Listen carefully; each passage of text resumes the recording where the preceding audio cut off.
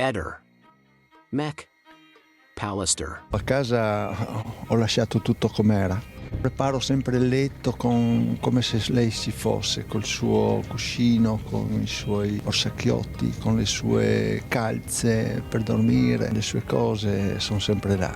E a volte la notte mi sveglio così e allungo il piede e non c'è. Tutti pensano, anche io, che tu sai più di quello che dici. Com'è morta allora Liliana? Non ho risposte. L'unica cosa è che io sono sicuro che lei non si è suicidata, assolutamente. Eravamo felici. Eppure tra il rapporto con Claudio, le confidenze sui conti bancari con Sergio e mondo privato che tu a quanto pare non conoscevi. Non è un mondo privato. Questo Claudio, questo personaggio, questo maratoneta affermava che Liliana non voleva più vivere con me, che voleva andare a vivere con lui, cose che solo lui sa, cose che Liliana non può smentire né confermare. Secondo me, guarda, la chiave di tutto è nella telefonata del giorno prima della scomparsa di Liliana. E cosa si sono detti? Lui dice: ciao amore mio, ti voglio bene, ciao amore mio. Ci siamo detti così per 16 minuti. Non è. Lei dopo quella telefonata era sconvolta, tremava. Mi sono